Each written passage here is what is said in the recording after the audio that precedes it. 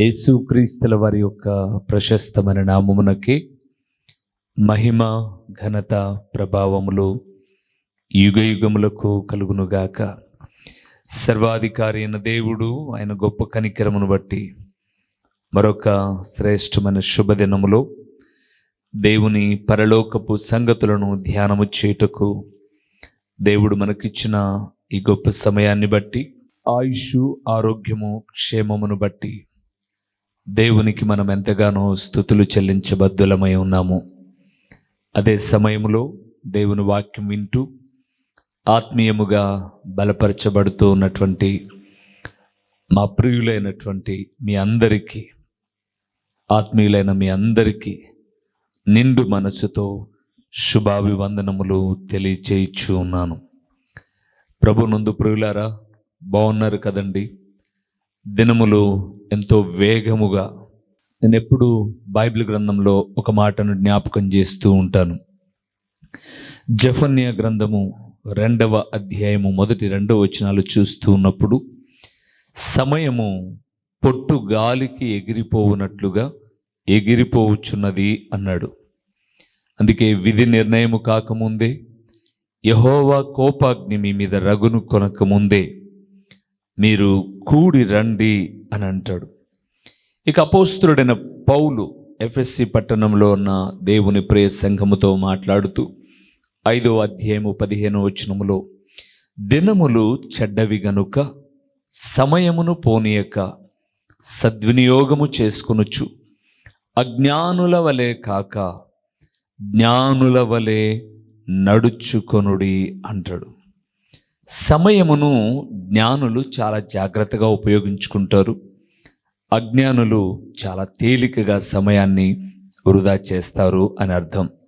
దేవునందు ప్రియమైన వారలారా, మీ ప్రేమపూర్వకమైనటువంటి ప్రార్థన సహకారం ఈ దీన సేవకుడు ముందుకు వెళ్ళడానికి, పరిచర్య ముందుకు వెళ్ళడానికి ఎంతో ఉపయోగకరంగా ఉంది అని తెలియచేస్తూ, ఈ దినమున ఒక మాటను మీతో మాట్లాడమని ప్రభువు చెప్పాడు. ఈ దినమున మనం ధ్యానం చేయబోతున్న అంశభాగము ఏమిటి అనగా, యేసుక్రీస్తును ఎరిగిన వారు దేనిని ధరించుకోవాలి? ధరించుకొనుట. ప్రభునందు ప్రియులారా, మీ ఎదురుగా ఉన్న నేను ఒక బ్లేజర్ వేసుకున్నాను, ధరించుకున్నాను. నా ఎదురుగా ఉన్న మిమ్మల్ని చూడకపోయినా మీ ఇంట్లో మీరున్నారు కాబట్టి మీకు సౌకర్యవంతమైన ఏదో ఒక డ్రెస్ను మీరు ధరించుకొని కూర్చున్నారు, దేవుని వాక్యము వింటూ ఉన్నారు. అయితే ఇవి ఇప్పుడు ధరించుకున్నవి ఎప్పుడు అలాగే ఉండవు. ఫర్ ఎగ్జాంపుల్ మీకు జ్ఞాపకం చేస్తాను. మీ ఎదురుగా ఉన్న నేను బ్లేజర్ ధరించుకున్నానని చెప్పాను కదండి.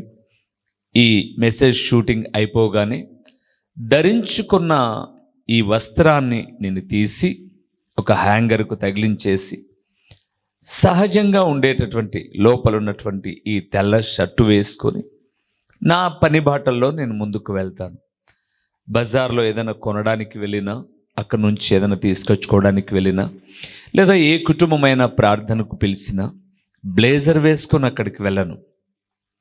ఇది ధరించుకోవడం ఉద్దేశం ఏంటంటే, వాక్యము చెప్పేటటువంటి నేను దేవుని రాయబారిగా, దేవుని దూతగా ఉన్నప్పుడు ఒక ప్రత్యేకమైన వ్యక్తిగా, హుందాతనంగా కనపడడానికే. మీరు ఈ వస్త్రాన్ని బట్టి నన్ను గౌరవించలేదు అని నాకు తెలుసు. దేవుని వాక్యమును బట్టే మీరు గౌరవిస్తూ ఉన్నారు. అయితే నూతనంగా ఎవరైనా చూస్తూ ఉన్నప్పుడు మనల్ని చూసి మన దేవుని తక్కువ అంచనా వేయకూడదు అని ఇలాంటిది. అందుకే నేను ఎప్పుడు సేవకుల మీటింగ్లలో మాట్లాడేటప్పుడు ఒక మాట చెబుతూ ఉంటాను. అప్పుడప్పుడు మన ఇంటికి సేల్స్ రిప్రజెంటేటివ్స్ వస్తారు కొంతమంది. అమ్మా, ఇవి కంపెనీ అవుట్లెట్ కొరకు మేము అమ్మడానికి వచ్చాం, ఇదిగో ఈ స్పూన్ కొనండి, ఈ నైఫ్, ఈ కత్తి కొనండి, ఈ మిక్సీ కొనండి, ఇవి మీరు మార్కెట్కు వెళ్తే దాదాపు 1000 రూపాయలు, 1500 ఉంటాయి, మేము మీ ఇంటి దగ్గరికి తీసుకొచ్చాం, కంపెనీ యొక్క అవుట్లెట్స్ ఇవి, ముందుగానే కంపెనీని మీకు బహిర్గతం చేయడానికి, మీరు బయట కొంటే 1000 రూపాయలు, మా దగ్గర కొంటే 600 అని ఇంటి దగ్గరకు వచ్చినప్పుడు ఆ వస్తువు గురించి నేను మాట్లాడడం లేదు, కానీ ఆ వచ్చే వ్యక్తులను మీరు గమనించండి. టై కట్టుకొని, ఇన్షర్ట్ చేసుకొని, అసలుకు ఒక 500-600 రూపాయలు తమ కంపెనీ తరపున ఒక చిన్న స్పూన్ అమ్మడానికి వచ్చిన వ్యక్తి అంత హుందాగా వస్తే, సర్వాధికారి అయిన దేవుని గూర్చిన సంగతులు చెప్పే వ్యక్తి ఎంత హుందాగా ఉండాలండి. అందుకే ప్రియులారా, ఏదో టీషర్ట్ వేసుకొని చెప్పినా మీరు వింటారు. సో ఇక్కడ ధరించుకున్నవి కాదు గొప్పం, అద్భుతకరమైన దేవుని వాక్యము విలువైనది. యేసుక్రీస్తుని ఎరిగిన వారు దేనిని ధరించుకోవాలో కొన్ని విషయాలు మీతో నేను మాట్లాడతాను. మూల వాక్యానికి వెళ్దాం. రోమీయులకు రాసిన పత్రిక 13వ అధ్యాయము 14వ వచనములో అపోస్తలుడైన పౌలు దేవుని ప్రియ సంఘముతో మాట్లాడుతూ 14వ వచనంలో ఒక మాట అన్నాడు. చూద్దామా? మెట్టుకు ప్రభు అయిన యేసుక్రీస్తును ధరించుకొనిన వారై చాలు. శరీరేచ్ఛలను విడిచిపెట్టండి, నెరవేర్చుకోవడానికి ఇది సమయము కాదు, అలాంటి ఆలోచన చేయమాకండి, ఇలాగ ఎన్నింటినో ఆయన చెబుతూ వచ్చాడు. కానీ ఇక్కడ నేను చెప్పాలనుకున్న మాట ఏంటి అనంటే, ఆ పై వచనాల్లో అన్నాడు శరీరానుసారమైనటువంటి మనస్సు కలిగిన విధి విధానాలు. 13వ వచనం 13వ అధ్యాయంలో అల్లరితో కూడిన ఆటపాటలు, మత్తు, కామ విలాసం, పోకిరి చేష్టలు, కలహాలు, మత్సరాలు, పగటి యందు నడుచుకున్నట్టు మర్యాదగా నడుచుకొనండి. ఎందుకు అలాగా అనంటే, మీరు ప్రభు అయిన యేసుక్రీస్తును ధరించుకొనిన వారు అన్నాడు. ప్రభునందు ప్రియమైన వారలారా, యేసుక్రీస్తును ధరించుకునేవారు అనగా ప్రభువునే ఒక వస్త్రముగా ధరించుకునేవారు ఎలా కనపడతారు? ఉదాహరణకు మీ ఎదుట ఉన్నటువంటి నేను బ్లేజర్ వేసుకొని, అనగా ఈ షూట్ వేసుకొని మాట్లాడుతూ ఉంటే హుందాగా మీకు కనబడుతున్నాను. ఇప్పుడు యేసుక్రీస్తును ధరించుకోవడం అంటే ఏంటి? కొంతమంది ఇక్కడ ఒక చిన్న స్టిక్కర్ పెట్టింటారు, యేసు నా రక్షకుడు అని. లేకపోతే బ్యాగ్ ఒకటి వేసింటారు సంఖకు, దాని మీద యేసుక్రీస్తు నా రక్షకుడు అని. లేదా వెళ్ళే సైకిల్ మీద పేరుంటుంది, స్కూటర్ మీద పేరుంటుంది, కారు మీద పేరుంటుంది, ఏదో ఒక వాక్యం ఉంటుంది. యెహోవా నా కాపరి, నాకు లేమి కలగదనో, నీ రాకపోకల యందు యెహోవా నీకు తోడుగా ఉండును అనో, ఏదో ఒకటి ఉంటుంది. అలాగ వాక్యాన్ని కలిగి ఉండడమేనా క్రీస్తును ధరించుకోవడం అంటే? కాదు ప్రభునందు ప్రియులారా. యేసుక్రీస్తును ధరించుకోవడము అంటే ఏమిటో చాలా విషయాలు ఉన్నాయి. ఇది వరకటి సందేశాల్లో కూడా చాలా చెబుతూ వచ్చాను నేను. ఇప్పుడు కూడా దేవుని ఆత్మ నడిపింపును బట్టి యేసుక్రీస్తును ధరించుకోవడము అనంటే ఒక వస్త్రము, దాని మీద ఒక డిజైన్ వేసుకోవడం కాదు. యేసు నా రక్షకుడు లేదా యేసు నన్ను రక్షిస్తాడు అని ఒక ఎంబ్రాయిడరీ వేసుకోవడం కాదు, ఎంబ్రాయిడరింగ్ వర్క్ చేసుకోవడం కాదు, లేదా ఒక బిల్ల వేసుకోవడం కాదు, లేదా ఒక కార్ మీద జీసస్ లవ్స్ యూ అని రాసుకోవడం కాదు. యేసుక్రీస్తును ధరించుకోవడము అంటే ఏంటో కొన్ని విషయాలు మీతో మాట్లాడతాను. మొదటి విషయానికి వెళ్దాం. కొలస్సీలకు రాసిన పత్రిక 3వ అధ్యాయము 14వ వచనంలో యేసుక్రీస్తును ధరించుకోవడము అనగా ఏమిటో 14వ వచనంలో పౌలు భక్తుడు కొలస్సీ పట్టణంలో ఉన్న దేవుని సంఘంతో మాట్లాడుతున్నాడు. చూద్దాం. వీటన్నిటిపైన పరిపూర్ణతకు అనుబంధమైన ప్రేమను ధరించుకొనుడి. ప్రభునందు ప్రియమైన వారలారా, యేసుక్రీస్తును ధరించుకోవడము అనంటే ప్రేమ కలిగి ఉండడం, ప్రేమను ధరించుకొని ఉండడం. ఫర్ ఎగ్జాంపుల్, కోల్కతా మహానగరంలో ఒక మురికి వాడలలో తల్లిదండ్రులు లేని పిల్లలను, కుష్టు రోగులను, ఇంకా రకరకాలైనటువంటి వ్యక్తులను చేరదీసి తన బిడ్డలుగా చేర్చుకొని వారికి తన ప్రేమను పంచింది మదర్ తెరీసా కదండి. ఆమె చరిత్ర పుటల్లోనికి మనం వెళ్తే ఆ తల్లి తన దేహం మీద ధరించుకునే వస్త్రమట ఒక 150 రూపాయల ఖరీదైనటువంటి చీర. అక్కడికి వెళ్ళి వచ్చిన ఒక దైవజనుడు మాట్లాడుతూ ఉన్నప్పుడు నేను ఆయనతో ఏకీభవించి విన్నాను. ఆ తల్లి వాడేటటువంటి చీర ఒక 150 రూపాయలు. తన గది చాలా చిన్న గది, అందులో ఒక చెక్క కుర్చీ, ఒక చిన్న మంచము, చెక్క మంచం. తన గది అంతా కూడా నన్ను అడిగితే ఒక 10 by 10 feet ఉంటుందేమో, ఒక 10 అడుగులు వెడల్పు, 10 అడుగులు పొడవు. అంత చిన్న గదిలో చాలా తక్కువ సౌకర్యాలతో ప్రపంచానికి ఒక మదర్గా ప్రపంచ దేశాలు గుర్తించి, ఆమె చనిపోయినప్పుడు ఫ్లాగ్లన్నీ కిందికి దించి సెల్యూట్ చేయగలిగిన స్థాయిలోనికి ఆమె వెళ్ళింది అని అంటే, ఆమె ఈ లోకములో అభాగ్యులకు, అనాథలకు ప్రేమను పంచింది ప్రియులారా. ప్రేమను ధరించుకొని పంచింది. ఈరోజు మనం ఉన్న స్థానిక సంఘములో, మనం ఉన్నటువంటి వీధిలో, సమాజములో, మన కుటుంబ సభ్యుల మధ్య, మన రక్త సంబంధికుల మధ్య పంచుతూ ఉన్నామా ప్రేమను? యేసు ప్రభుల వారి లోకములో జీవిస్తున్న దినాలను మనం జ్ఞాపకం చేసుకుంటే, ఎంత ప్రేమని ఈ లోకానికి ఇచ్చాడండి ఆయన. అందుకే బైబిల్ గ్రంథంలో యోహాను అనబడే భక్తుడు ఆయనను గురించి మాట్లాడుతూ 3వ అధ్యాయం 16వ వచనంలో యోహాను సువార్తలో అంటాడు, దేవుడు లోకమును ఎంతో ప్రేమించాడు, ప్రేమకు ప్రతిగా తన ప్రియ కుమారుని ఈ లోకానికి ఇచ్చాడు. ఈరోజు ఖరీదైన వస్త్రాలు ధరించుకుంటున్నాం, కానీ ప్రేమ ఎక్కడ? ప్రేమ కలిగిన మాటలు ఎక్కడ? ప్రేమ కలిగిన చూపులు ఎక్కడ? ప్రేమ కలిగిన పలుకులు ఎక్కడ? బైబిల్ గ్రంథం సెలవిస్తుంది, మత్తయి సువార్త 24వ అధ్యాయంలో నా ప్రియ ప్రభుల వారు మాట్లాడుతూ అంటున్నాడు, అక్రమము విస్తరించిపోవుట చేత అనేకుల ప్రేమ ఏమైపోతుందట? చల్లబడిపోతుందట. దేవునిందు నాకు ప్రియమైన వారులారా, యేసుక్రీస్తును తెలుసుకున్న వారు ఈ లోకానికి ప్రేమను పంచాలండి. ఈ లోకములో ప్రేమ కరువైపోయింది. స్వచ్ఛమైనటువంటి ప్రేమ కరువైపోతూ ఉంది.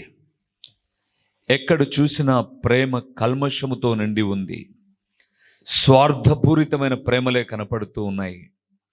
దేవుడు అంటున్నాడు తన దాసుల ద్వారా మాట్లాడుతూ, యేసుక్రీస్తును ఎరిగిన వారు తాము ప్రేమ కలిగిన వ్యక్తులుగా ఉండి ఇతరులకు ప్రేమను పంచాలి.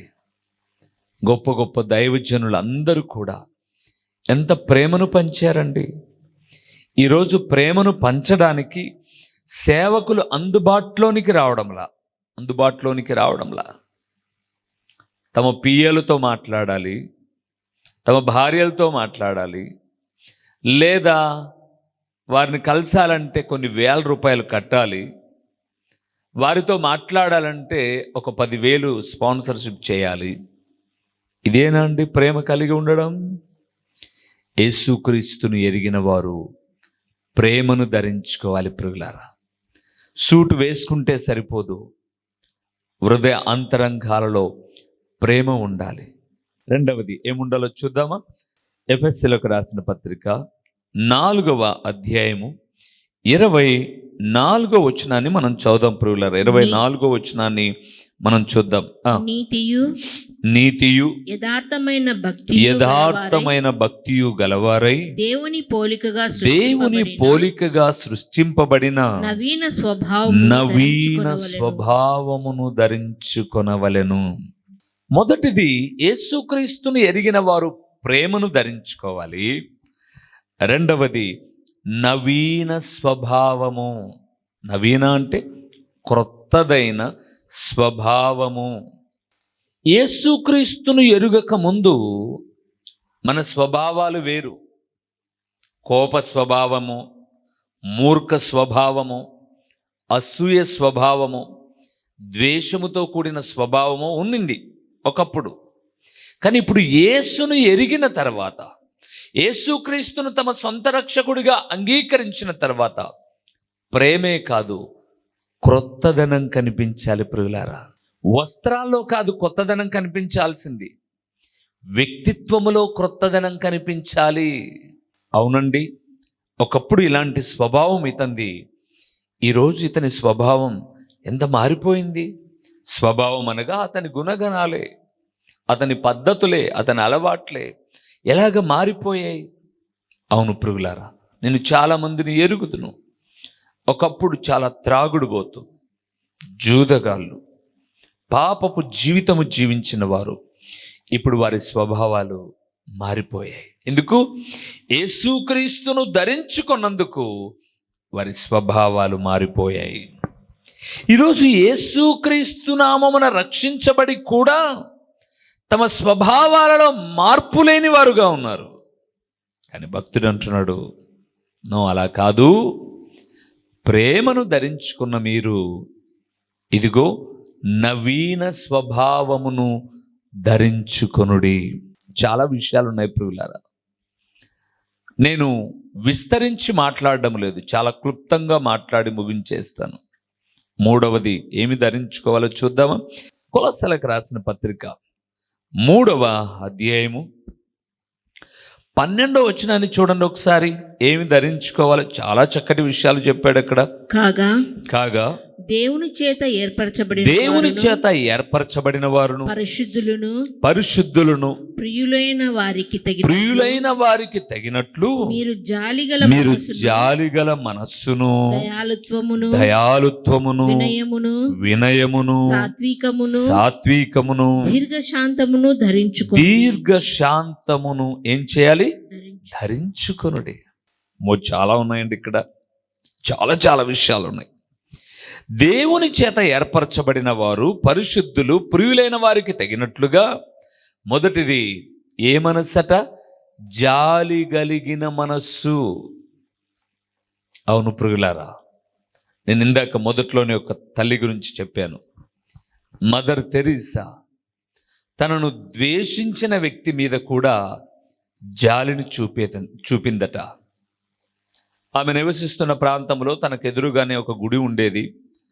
ఆ పూజారి గారు ఎప్పుడూ ఈమెకు కీడు చేయాలి, హాని తలపెట్టాలి, ఈ ప్రాంతంలో ఏమైనా లేకుండా చేయాలని అనుకుంటూ ఉండేవాడట. ఒక దినాన ఆమె తన గదికి వచ్చేసరికి, అంటే ఈ అనాథ పిల్లలందరూ ఎక్కడెక్కడైతే స్లమ్ ఏరియాలలో మధ్యరాత్రి వేళ వీధులలో ఎక్కడ పడితే అక్కడ నిద్రపోతున్న వారిని తెచ్చుకొని తన గదిలో పెట్టుకొని వారికి ఎన్నో సౌకర్యాలు కల్పించేది ఆ తల్లి. అలాగొక మధ్యరాత్రి తను వచ్చేసరికట ఆ పూజారి గారిని ఎవరో బాగా పొడి చేసి అక్కడున్న ఉండి డబ్బులు అవి ఇవన్నీ వెళ్ళిపోయారు. రక్తపు మడుగులో పడి ఉన్న ఈ వ్యక్తిని ఈ తల్లిగారు చూసి, ఇన్ని రోజులు నా మీద ఎంత ద్వేషం పెంచుకున్నావురా, దేవుడు నీకు కరెక్ట్గానే చేశాడు అని అనలా తల్లి. ఆయనను తీసుకుని వెళ్ళి తగిన వైద్యం అందించి తెల్లవారేసరికి ఆ తల్లి తన ఒడిలో పెట్టుకొని ఆయన గాయాలు కడుగుతూ ఉందట. కనులు తెరిచిన ఆ వ్యక్తి, మత ఛాందస్వాదుడైన వ్యక్తి, జాలి కలిగిన ఆ తల్లి మనసును చూసి చలించిపోయాడు. ప్రభువునందు ప్రియులారా, లోకములో ఎందరో దయనీయమైన స్థితిలో కనపడుతున్న జాలి లేదండి. ఈరోజు జాలి లేని వారుగా ఉన్నారు. రెండవది ఆయన అన్నాడు దయాలుత్వము. దయ కలిగి ఉన్నారా ప్రియులారా? దయ కలిగి ఉన్నారా? వాళ్ళకేమిలే, వీళ్ళకేమిలే అని అనుకుంటున్నారు, కానీ దయాలుత్వము కలిగిన వారెంతమంది? దేవునందు ప్రియమైన వారులారా, మేం పైకి వేసుకున్న కోటు మెరుస్తూ ఉండొచ్చేమో, కానీ అంతరంగాలలో ఎన్నో భారభరితమైన పరిచర్యలో ముందుకు వెళ్తూ ఉన్నప్పుడు లోపల చినిగిపోయిన బనియన్ కనపరాదండి. కానీ చాలామందికి తెలుసు ఈ పరిచర్య, ఈ సంఘము ఎలాంటిదో తెలుసు, దేవుని వాక్యము ఎంత నిక్కచ్చిగా బోధిస్తున్నారో తెలుసు. కాబట్టి దైవజనుడా, నువ్వు చేస్తున్న పరిచర్యలో ఎంత భారం ఉందో మేము గుర్తించగలిగాం అని దయగలిగిన తల్లులు తండ్రులు ఉన్నారండి. సోదరులు మనలు ఉన్నారండి. దయాలుత్వం. యేసుప్రభుల వారు ఎవరిని చూసినా వెంటనే దయగలిగిన వాడండి, చాలా దయగలిగిన వాడు. పాపాత్ములే కావచ్చు, వారి మీద దయ కలిగిన వాడు. అందుకే వ్రాయబడింది, జాలిగల మనస్సును, దయాలుత్వమును, యేసుక్రీస్తును ఎరిగిన వారు వినయమును. వినయమును. బైబిల్ గ్రంథంలో ఒక చక్కటి మాట, వినయము గల వారిని వర్ధిల్ల చేసే దేవుడు మన దేవుడు. ఈరోజు యేసుక్రీస్తును ఎరిగిన వారికి వినయము లేదు, వినయము లేదు. లేదు ప్రియులారా, వినయము. అహంకారం ఉంది, అవిధేయత ఉంది, గర్వము ఉంది, వినయము లేదండి, వినయము లేదు. మూడవదిగా ఆయన అంటున్నాడు సాత్వికము. బైబిల్ గ్రంథములో సాత్వికుడైన ఒక మనిషి మీకు కనపడతాడు. ఎవరైనా? మోషే. మోషే నా ఇల్లంతటిలో నమ్మకమైన వాడు అన్నాడు. మోషే సాత్వికుడు అని చెప్పాడు దేవుడు. నేను అనుకున్నానండి, మోషే సాత్వికుడేంటి? మోషే ఐగుప్తు దేశంలో ఉన్నప్పుడు, ఫరో వారసుడుగా పెరిగినప్పుడు తన జనులను చూడ్డానికి వచ్చాడండి. అక్కడ ఒక ఐగుప్తీయుడు ఒక ఇశ్రాయేలుడి మీద దాడి చేస్తూ ఉంటే, ఒక ఇశ్రాయేలుడి మీద ఒకే ఒక దెబ్బ కొట్టి వాని చంపి బిస్కుల బుడ్డు చేశాడు. తన వానికి కీడు కలగకూడదు అనుకున్నాడు. మరుసటి రోజు మరలా మోషే వచ్చేసరికి ఇప్పుడు ఐగుప్తుడు ఇశ్రాయేలుడు పోట్లాడడంలా ఇద్దరు ఇశ్రాయేలీలే పోట్లాడుకుంటూ ఉన్నారు. వారి దగ్గరకు వచ్చి ఇద్దరిని చెరోగేటు కొట్టి బుద్ధి చెప్పలా, వాళ్ళను విడదీసి, అంటే ఆ పోట్లాట నుంచి సర్దంచి, సహోదరులారా, అన్నలారా, మనమందరం సహోదరులం, మనం పోట్లాడుకోవడం ఏంటి, ఇది తగదు అని చెప్పాడు. అప్పుడు వారిలో ఒకడు అంటాడు, నిన్న ఐగుప్తుని కొట్టి చంపినట్టుగా నేడు నన్ను చంపాలనున్నావా నువ్వు అని అడిగాడండి. ఆ మాటకు భయపడి మోషే అరణ్యానికి వెళ్ళిపోయాడు. చాలా దినాలు, ఒక విధంగా చెప్పాలంటే 40 సంవత్సరాలు ట్రైనింగ్ అండి. ఇదే కోపం, మోషేలో ఉన్న కోపం తన మామ అయినటువంటి ఇత్రో మందను మేపేటప్పుడు కూడా ఉన్నట్లయితే, గొర్రె ఒక తప్పుదారి నడిచినప్పుడు, ఆ పశువులు తన ఇష్టానుసారంగా వెళ్ళిపోతున్నప్పుడు సారికి ఒక్కొక్క దాన్ని తీసి రాయితో కొట్టాడు అనుకోండి, టబేల్ టబేల్ టబేల్ మరి మొత్తం పశుజాతి అంతా చచ్చిపోయేది. కానీ ఈ 40 సంవత్సరాల ట్రైనింగ్లో మోషే యొక్క కోపం, ఆవేశం, తొందరపాటుతనం అన్నీ పోయాయండి. ఇప్పుడు దేవుడు దర్శించి తన జనులను విడిపించడానికి తిరిగి ఐగుప్తుకు తీసుకొచ్చాడు. మొత్తం పైన ఫరోతో మాట్లాడాడు. ఫరో హృదయం దినదినము కఠినమవుతూ వచ్చింది. ఏది ఏమైనా కొంతకాలానికి దేవుడు చేసిన గొప్ప కార్యాలను బట్టి 6 లక్షల సైన్యాన్ని తీసుకొని పాలు తేనెలు ప్రవహించే కానాను దేశానికి వెళ్ళిపోతూ ఉన్నాడు. మొట్టమొదటి ఒక శోధన ఎదురైంది. ఎదురుగా ఎర్ర సముద్రం ఉంది, వెనకల ఫరో సైన్యం వస్తుంది. ఓ మోషే, మమ్మల్ని చంపడానికి తీసుకొచ్చావా ఎక్కడికి అంటే మోషే కూడా ఆయన దిక్కుతోచలా. ఎందుకంటే ముందున్నది ఎర్ర సముద్రం, వెనకొస్తున్నది ఫరో సైన్యం. ప్రభువునకు ప్రార్థన చేశాడు, కార్యం చేశాడు. అటు నుంచి ముందుకు వెళ్ళిపోతూ ఉన్నప్పుడు ప్రతి చిన్నదానికి సనుగుతారండి, ప్రతి చిన్నదానికి గొనుగుతారండి ఇశ్రాయేలుడు. మోషే ఎంత బలవంతుడు, యుద్ధములో నేర్పరి. ప్రతిసారి సనిగినోన్ని గొనుగునోన్ని టప టప టప టప టప అని కొడుతూ వచ్చినట్లయితే తెగులు కన్నా మోషే చేతిలోనే చాలామంది చచ్చేవాళ్ళు.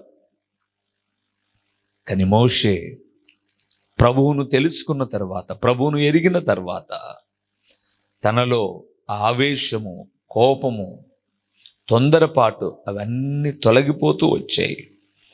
కొన్నిసార్లు కోపడ్డాడు, ఒకసారి బండ దగ్గర, మరొక పర్యాయము ఆ యొక్క రాతి పలకలను కింద పడవేసే విషయంలో. దాని పర్యవసనం ఆయన కానాను దేశానికి వెళ్ళలేకపోయాడు. కనుక నేను చెప్పాలనుకున్న విషయం ఏంటంటే, జనులను ఎవరిని ఆయన కోపగించుకొని శిక్షించలేదు. మోషే దేవునితో నడుస్తూ ఉన్నప్పుడు సాత్వికతను అలవర్చుకున్నాడు. ఈరోజు ప్రభునందు ప్రియులారా, యేసు ప్రభుల వారిని ఎరిగిన మనము సాత్వికంగా ఉన్నామా? ధరించుకొనుడి అన్నాడు. దయాలుత్వము, జాలిగల మనస్సు, వినయము, సాత్వికము, తర్వాత ఏంటన్నాడు? దీర్ఘశాంతమును ధరించుకొనుడి. ఏ శాంతమట? దీర్ఘశాంతము. అంటే ఎక్కువ కాలము సహించే మనస్సు. ఈరోజు లేదండి సహనం ఎవరికి. ఇలా వస్తే అలా అయిపోవాలి. నన్ను అప్పుడప్పుడు అడుగుతుంటారు, మీకు ఫోన్ చేశాం బ్రదర్ మీరు ఎత్తలేదు. ఎన్ని మాటలు చేసాం?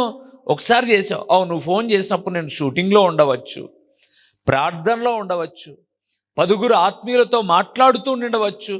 అంటే నువ్వు ఫోన్ చేయగానే ఎక్దమ్ అటెంప్ట్ చేయాలి. ఏదండి సహనం? 5 సంవత్సరాల నుంచి దేవుని సువార్త ప్రకటిస్తూ ఉన్నాను. ఒక సేవకుడిగా నేనే ఎన్నో పర్యాయములు అడిగాను, ఈ వాక్యాలు మీకు ఎలాగ ఉపయోగపడుతున్నాయో ఒక చిన్న ఫోన్ కాల్ చేసి మాట్లాడండి అని. పొరపాటుగా మాట్లాడితే మమ్మల్ని ఎక్కడ కానుకడుగుతారు అని ఒక్కరు పడితే ఒక్కరు ఫోన్ చేయలేదు. మరి మాకెంత రావాలండి ఆవేశం? కానీ మేము ఆవేశపడ్డాం కాదు ప్రియులారా. దేవా, నువ్వు ఈ పనిని అప్పగించావు, మేము చేస్తున్నాం. ఎవరిని దర్శిస్తావో నువ్వు దర్శించు. నిజము ప్రియులారా, ఈ వాక్యము ప్రకటన ప్రారంభమైనప్పటి నుంచి చనిపోవాలనుకున్న అనేక మంది జీవితాలలో మరణమునకు చేరువు కావలసిన వారు వెనక్కడుగు వేసి, మేము చావము, సజీవులమై దేవుని కొరకై బ్రతుకుతాము. కుటుంబ సమస్యలను బట్టో, భర్త అవిధేయతను బట్టో, పిల్లల తిరుగుబాటుతనాన్ని బట్టో, అప్పులను బట్టో, ఆర్థిక ఇబ్బందులను బట్టో రకరకాలుగా మరణాన్ని ఆత్మహత్య చేసుకుందాం అనుకున్న అనేక కుటుంబాలు నిలవబడ్డాయి అన్న సంగతి మీరు చెబితే మాకు తెలిసింది. దేవునందు ప్రియమైన వాళ్ళారా, దేవుడు అంటున్నాడు, యేసుక్రీస్తును ఎరిగిన వారు ప్రేమను ధరించుకోవాలి, నూతనమైన స్వభావాలు ధరించుకోవాలి, దయాళుత్వాన్ని, జాలిగల మనస్సును, వినయమును, సాత్వికమును, దీర్ఘశాంతమును ధరించుకోవాలి. ఎఫెసీ 6:11 వెళ్తే సర్వాంగ కవచమును ధరించుకొనుడి అంటాడు. దేవుని బిడలముగా ఇట్టి వాటిని ధరించుకొని ప్రభు అడుగుజాడల్లో నడుస్తూ ఉన్నప్పుడు, 10 మందికి మనం కనపడినప్పుడు మన వస్త్రాలు కాదు కనపడేది, మన పైరూపము కాదు, మన అంతరంగములో ఉన్న ప్రభువును మనం ప్రదర్శిస్తాం. తలలో ఉంచుదామా? కళ్ళు మూసి ప్రార్థన చేద్దాం. ఇట్టి మనస్సును నాకు ఇవ్వు తండ్రి అని ప్రభు ఎదుట ప్రార్థన చేసుకుందాం. ప్రేమస్వరూపి, కరుణా సంపన్నుడా, మీ ఘనమైన నామమునకు స్తోత్రములు చెల్లిస్తూ ఉన్నాము నాయనా. మా పైరూపమును మేము ధరించుకున్న వస్త్రములను కాదు, కానీ మా హృదయ అంతరంగాల్లో ఉన్నటువంటి వాటిని మీరు చూసే దేవుడవు. కాబట్టి మేము ధరించుకోవలసినవి ఏవో మీరు మాట్లాడుతూ ఉన్నప్పుడు ఆ మాటల మాధుర్యతను విన్న మేము అట్టి వాటిని ధరించుకొని లోకమందు మీకు సాక్షులుగా బ్రతకగలుగుటకు సహాయం చేయండి. ప్రకటించబడిన పరలోకపు సంగతులు వ్యర్థముగా పోకుండా సారవంతమైన నేలను పడిన విత్తనము వలె 30 అంతలుగా 60 అంతలుగా 100 అంతలుగా ఫలింపచేసి మీ ఘననామమునకు మహిమ ఘనత ప్రభావములు మీరు కలుగు చేసుకునుమని ఎంతైనా నమ్మదగిన దేవుడవైన మీకు స్తుతులు చెల్లించుకుంటూ యేసు నామములో అడిగి పొందియున్నాము తండ్రి, ఆమేన్. మా చిరునామా దైవజనులు బ్రదర్ ఓ రూబేన్ గారు, క్రీస్తు ప్రార్థనా మందిరం, డోర్ నెంబర్ 1-10-386, నగరిగుట్ట, పులివెందుల, కడప జిల్లా. మీ ప్రార్థనా అవసరాల కొరకై సెల్ నంబర్ 9989067409.